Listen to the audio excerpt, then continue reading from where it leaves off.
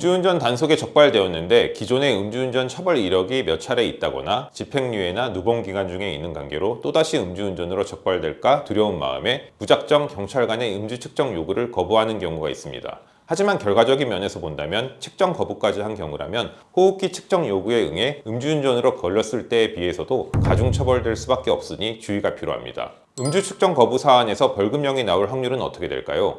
원칙상 단속 경찰관이 판단했을 때 운전자가 술에 취한 상황에서 운전했다고 볼 정황이 있는 경우에 한해 음주 측정 요구를 할 수 있습니다. 다만 실무상 경찰관의 음주 측정 요구에 관한 재량은 폭넓게 인정됩니다. 신호 위반을 했는데 횡설수설 한다거나 교통사고를 냈다던가 얼굴이 붉고 술 냄새가 나는 경우라면 경찰의 측정 요구는 정당하다고 해석될 수 있고 운전자가 이를 거부할 경우 음주 측정 불응죄가 인정된다고 볼 수 있습니다. 도로교통법 위반 음주 측정 거부로 유죄가 확정되면 1년 이상 5년 이하 징역형 또는 500만 원 이상 2천만 원 이하 벌금형으로 처벌됩니다. 음주운전 처벌 수위와 비교해 본다면 음주 측정 거부는 혈중 알코올 농도 0.2% 이상의 소위 만취 운전을 한 경우와 유사한 수준으로 법정형 수위가 정해져 있습니다. 0.2% 이상 수준의 만취 운전으로 적발된 경우가 2년 이상 5년 이하 징역형 또는 1,000만 원 이상 2천만 원 이하 벌금형으로 처벌되기 때문입니다. 일단 음주운전 초범인데 단속 과정에서 우발적으로 음주 측정 거부를 한 경우로 인정받게 된다면 확률상 벌금형 처벌을 받게 될 가능성이 높다고 볼 수 있습니다. 다만 음주 측정 거부는 초범이라고 해도 약식기소 벌금형 대신에 불구속 구공판 처분을 받고 재판에 회부되어 벌금형을 받을 여지도 있습니다. 그런데 문제는 음주 측정 거부를 하는 상당수 운전자들은 대부분이 음주운전 재범 이상이라는 점입니다. 아무래도 기존의 음주운전 처벌 이력이 한두 번 이상 있다 보니까 측정 거부라는 잘못된 선택을 하게 되는 것입니다. 음주운전 재범 이상인데 측정 거부까지 했다면 이때에는 벌금형 수준이 아닌 최소 집행유예나 자칫 실형이 선고될 수도 있습니다. 추가적으로 측정 거부 사안에서는 경찰 수사관과 실랑이를 하다가 경찰관 폭행까지 하게 되어 측정 거부 외에도 공무집행방해죄로 입건되는 경우도 빈번합니다. 공무집행방해죄로 기소된다면 이때에는 단순 벌금형이 나올 가능성은 희박합니다. 정리한다면 음주 측정 거부죄에서는 음주운전 전과가 이미 있는 경우, 고의적으로 측정 거부를 한 경우로서 죄질이 나쁜 경우, 경찰관 폭행 등 공무집행방해 행위까지 한 경우에서는 벌금형으로 사건 마무리가 되지 않을 가능성이 대단히 높습니다. 음주를 하지 않았음에도 음주 측정 거부를 했다면 형량이 줄어들까요? 실제로도 음주운전 상황이 아니었음에도 음주 측정을 요구당해 이를 거부한 경우라고 해도 음주 상황이 아니었다는 사정을 입증한다 해도 그 자체만으로 측정 거부 무죄를 받을 수 있는 것은 아닙니다. 반면 사건의 구체적인 경위와 정황을 따져보았을 때 명백히 피의자가 사건 당일 음주운전 중이었다고 인정될 정도의 정황이 있지 않음에도 경찰관이 무작정 측정 요구를 한 경우라면 이는 경찰관의 정당한 음주 측정 요구가 아니라고 해석될 수 있습니다.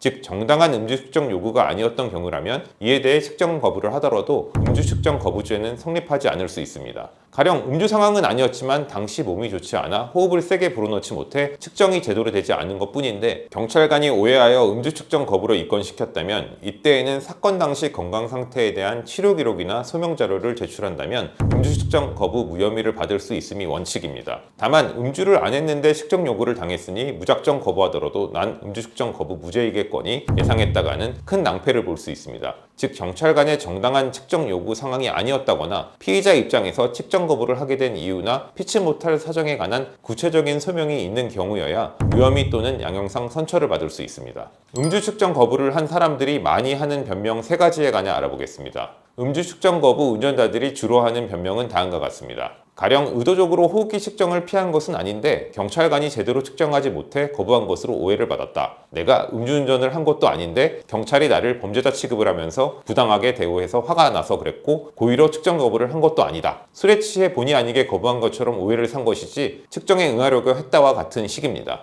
하지만 이런 식의 어설픈 변명은 경찰 조사나 재판에서 통하지 않을 가능성이 높습니다. 단속 경찰관들은 바디캠을 차고 있어 측정 당시 상황은 모두 녹화되어 있기 마련이며 소명자료나 정당한 이유 없이 어설프게 변명해봐야 그런 주장은 인정되지 않습니다. 그럼 반성문 탄원서를 쓰면 음주 측정 거부에서 벌금형이 나올 수 있을까요? 음주 측정 거부죄는 뺑소니나 교통사고 사건과는 달리 내 사건에 직접 이해관계가 있는 피해자가 존재하는 사건은 아닙니다. 따라서 피해자 합의를 해서 형량을 낮출 수 있는 성향의 사건도 아니라고 볼 수 있습니다. 따라서 측정 거부죄로 입건된 피의자라면 수사 및 재판 단계에서 양형상 선처를 받을 수 있도록 양형자료 준비에 신경을 쓰셔야 합니다. 반성의 마음과 재범 방지 의지가 담긴 반성문을 제출하고 가족이나 주변인들로부터 경찰서에서 탄원서를 받아 제출하면 이 역시 처벌 수위 감면에 도움이 될 수 있습니다. 반성문과 탄원서를 많이 낸다고 해서 벌금형이 보장되는 것은 아니니 관련 교육을 추가로 듣고 소감문을 작성해서 낸다든지 차량 매각을 한다든지 그 외 다른 추가적인 양형자료 준비도 해야 할 것입니다.